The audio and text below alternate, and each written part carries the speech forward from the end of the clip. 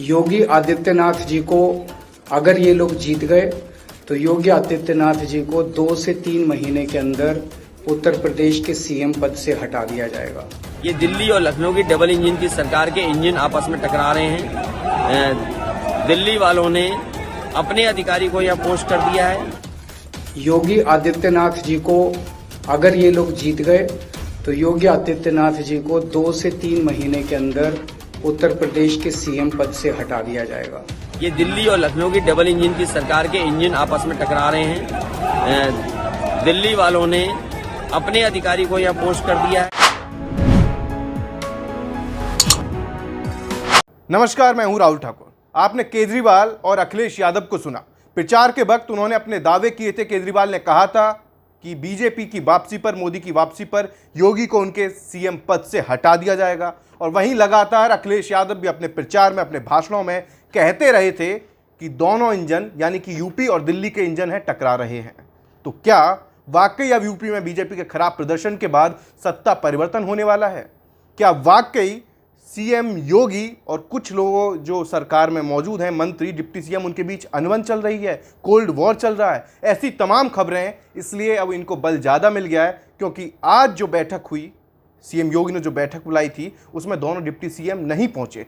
क्यों नहीं पहुंचे, क्या वजह रही, ये सब आपको आगे बताऊंगा। लेकिन ये चर्चा की शुरुआत, इन सवालों की शुरुआत, इन कयासों की, अनुमानों की जो शुरुआत है, वो तब होती है जब प्रधानमंत्री मोदी को एनडीए का नेता चुना जाता है। उस बैठक में, उस मीटिंग में सीएम योगी के बॉडी लैंग्वेज को लेकर तब से ही तमाम लोग अनुमान लगा रहे थे। अंदाजा, कयासों का बाजार गर्म है कि योगी का बॉडी लैंग्वेज ठीक नहीं था, प्रधानमंत्री मोदी ने उनकी तरफ देखा नहीं। हालांकि बाद में पीठ भी थपथपाई, लेकिन चर्चाओं का बाजार तब से अभी तक गर्म है। और इन चर्चाओं को बल और ज़्यादा मिल चुका है इस खबर के बाद कि सीएम योगी की बैठक में, दिल्ली से लौटने के बाद जो उन्होंने बैठक बुलाई, उसमें दोनों डिप्टी सीएम नहीं पहुंचे। वो दिल्ली में ही रहे और सीएम योगी की बैठक से नदारद रहे, किनारा कर लिया। ऐसा मैं क्यों कह रहा हूं? क्योंकि तमाम आप देख सकते हैं खबरें, किसने क्या छापा है। इन हेडलाइंस को पढ़िए जो छापी गई हैं। सीएम योगी की बैठक में नहीं पहुंचे डिप्टी सीएम, क्या कोई बड़ा संदेश? ये छापा है जनसत्ता ने। इसके अलावा यूपी तक ने लिखा है कि करारी शिकस्त के बाद सीएम योगी की बैठक में नहीं दिखे दोनों डिप्टी सीएम। यूपी में हो क्या रहा है, ये सवाल यूपी तक और ये डिप्टी सीएम के बैठक में ना पहुंचने को लेकर खड़ा हुआ। यूपी में कुछ बड़ा होने वाला है, योगी की बैठक में नहीं पहुंचे प्रदेश के दोनों डिप्टी सीएम, दिल्ली में मौजूद, यह है बड़ी वजह। ये छापा है दैनिक जागरण ने। सीएम योगी आदित्यनाथ ने बुलाई अहम बैठक, शामिल नहीं हुए दोनों डिप्टी सीएम, आखिर क्या वजह है? ये छपा है न्यूज़ 18 पर। ये सवाल और ये पूरा जो मिस्ट्री है, जो केमिस्ट्री है यूपी की सियासत में जो चल रही है, इन हेडलाइंस के बाद चर्चाओं का बाजार काफ़ी ज़्यादा गर्म हो चुका है। क्या वाकई कुछ अनबन, कुछ तनातनी, कुछ मनमुटाव, क्या कोई वाकई शहमात का खेल चल रहा है क्या? आखिर ऐसा क्या हुआ? सबसे पहले आपको खबर बताता हूँ। दिल्ली से लौटने के बाद मुख्यमंत्री योगी आदित्यनाथ ने बीजेपी के खराब प्रदर्शन और मंत्रियों के कामकाज की समीक्षा को लेकर बैठक बुलाई थी। इस बैठक में बीजेपी कोटे के मंत्रियों के अलावा तमाम जो सहयोगी दलों के जो कोटे से मंत्री हैं, चाहे वो आशीष पटेल हों, संजय निषाद हों, पी राजभर हों, तमाम बड़े चेहरे नजर आए।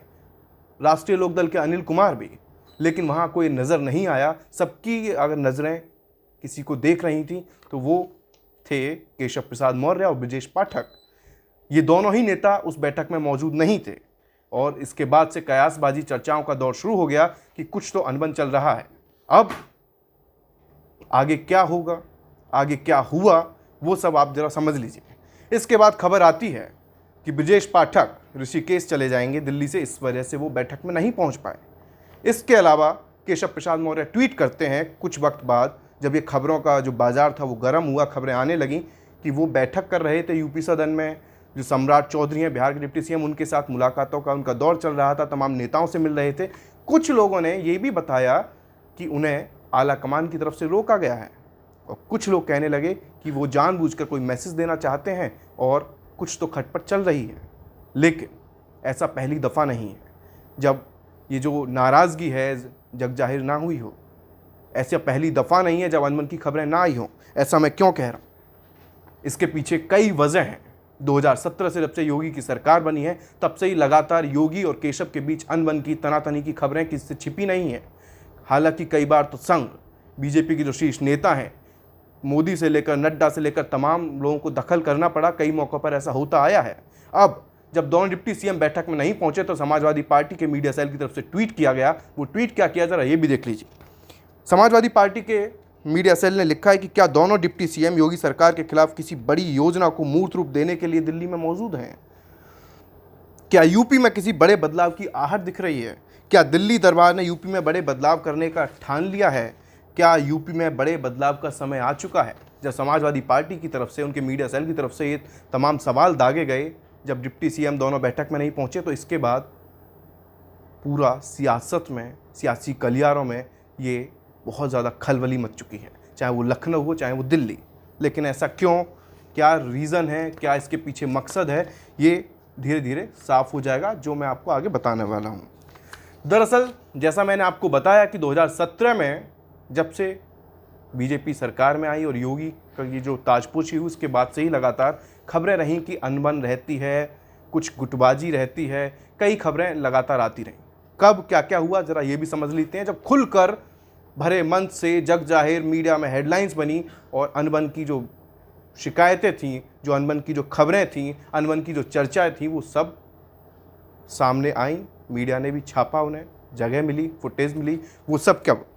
21 मार्च 2017 एनडीटीवी ने छापा था कि Yogi Adityanath deputy both want home ministry, यानी कि योगी भी और केशव प्रसाद मौर्य भी दोनों गृह मंत्रालय पर के लिए अड़े थे। ये बात है 2017 की, जब सूबे में सरकार बनी थी बीजेपी की प्रचंड बहुमत के साथ। इसके बाद 24 जनवरी 2018 एबीपी न्यूज़ ने एक खबर छापी, फिर सामने आई योगी और केशव मौर्य के बीच दरार, 2019 में बीजेपी की नैया कैसे लगेगी पार।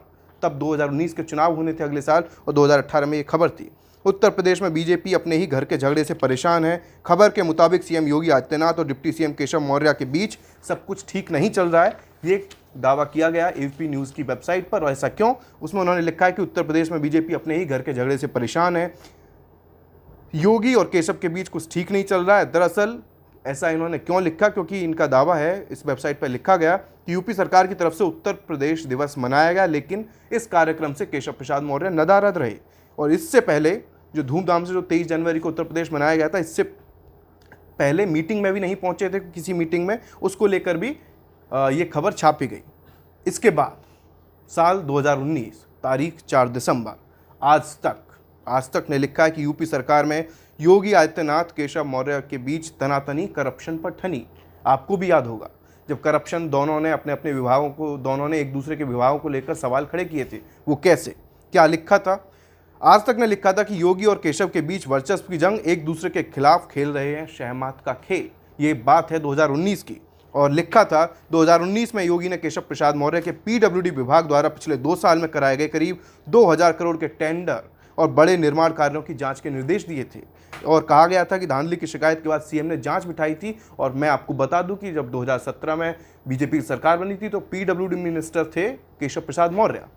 इसके बाद केशव प्रसाद मौर्य की तरफ से भी जवाब दिया गया। जवाब यानी कि जो घटना हुई उसे जवाब माना गया केशव का योगी को। तो केशव प्रसाद मौर्य ने सीएम योगी के नेतृत्व वाले विभाग एलडीए में भ्रष्टाचार और रिश्वतखोरी का एक शिकायत की चिट्ठी लिखी थी, जो मीडिया में लीक हो गई या कराई गई या कैसे, ये कोई नहीं जानता, लेकिन ये माना गया था कि दोनों के बीच ये वार पलटवार था।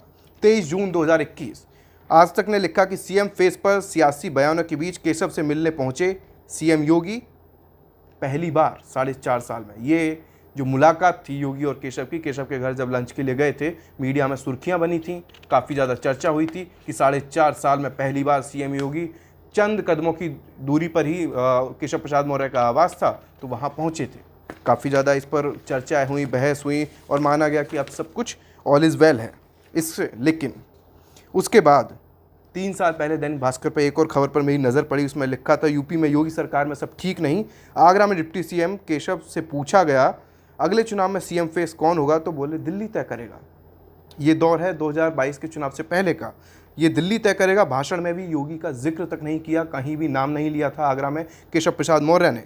और 2021 की घटना है, 21 में भी भास्कर ने एक और खबर छापी कि यूपी में मंत्रिमंडल विस्तार पर ग्रहण, सीएम योगी और उनके डिप्टी केशव के बीच खींचतान ने बढ़ाई मुश्किलें, मोदी, शाह और नड्डा करेंगे प्रदेश के नेताओं के साथ मंथन योगी और केशव के बीच अटकी बीजेपी।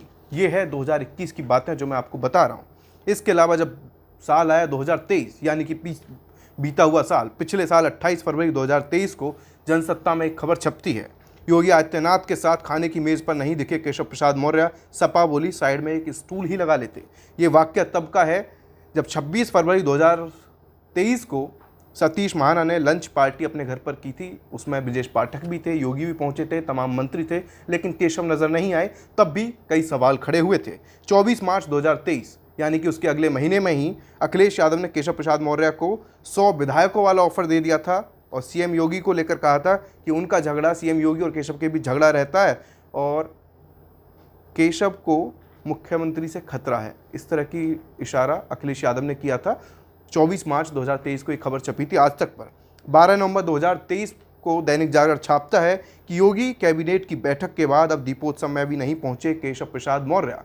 अब आपको याद होगा कि हर साल बीजेपी सरकार अयोध्या में दीपोत्सव करवाती है, लेकिन जब पहली बार यानी कि पिछले साल जब पहली बार अयोध्या में योगी कैबिनेट की बैठक हुई तो ना तो उसमें केशव प्रसाद मौर्य पहुंचे थे और ना ही दीपोत्सव में पहुंचे थे। और जब अक्टूबर में 31 अक्टूबर को कैबिनेट की मीटिंग होती है लखनऊ में, वहां भी केशव नहीं पहुंचते हैं। यानी कि ये पहली दफ़ा नहीं है जब जो रार है, तकरार है, वो जगजाहिर हुई हो।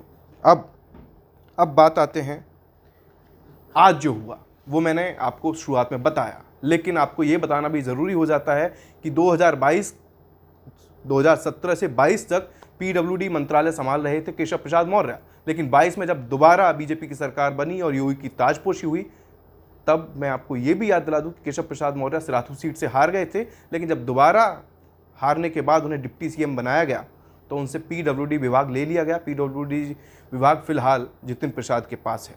लेकिन यहाँ ये जानना भी ज़रूरी हो जाता है कि जब 2017 से 22 तक सिर्फ एक डिप्टी सीएम हुआ करते थे, उसके बाद 2022 के बाद 2 डिप्टी सीएम बना दिए गए, केशव प्रसाद मौर्य और ब्रजेश पाठक। योगी के साथ ये शपथ ली गई थी और मंत्रालयों का बंटवारा हुआ, ये सारी चीज़ें हुई। लेकिन यूपी की राजनीति के जानकारों का कहना है कि ताजपोशी के बाद ही दोनों के बीच यानी योगी और केशव के बीच ठन गई थी।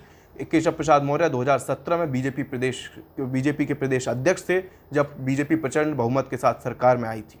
उसके बाद उन्हें उम्मीद थी कि सीएम बनाया जाएगा, लेकिन फिर योगी सीएम बनते हैं। इस पर तमाम कई बार राजनीतिक जानकार हैं वो चर्चा कर चुके हैं। कई बार आपने सुनी भी होंगी खबरें, कई बार की दावेदारी थी, इनकी थी, उसकी भी। हालांकि एक सच ये भी है कि योगी और केशव प्रसाद मौर्य से जब उनके बीच अनबन को लेकर मीडिया ने या किसी भी पत्रकार ने सवाल किए हैं तो दोनों ही टालते हुए नजर आए हैं और अपने अपने ये जो दावे हैं, ये जो आरोप लगते रहते हैं, जो चर्चाएं चलती हैं, इनको खारिज करते आए हैं। लेकिन अब फिर से एक बार ये तकरार को लेकर खबरें जो है वो चर्चाओं का बाजार गर्म हो चुका है। लेकिन सच क्या है वो मैंने आपको बता दिया कि क्या, कैसे, क्या रहा। दिल्ली में केशव प्रसाद मौर्य थे, क्या कर रहे थे, और ब्रजेश पाठक क्यों नहीं पहुंचे, ये भी वजह जो सामने आई थी, जो मीडिया में छपा चला, वो सब मैंने आपको बता दिया। फिलहाल इस वीडियो में इतना ही। नमस्कार।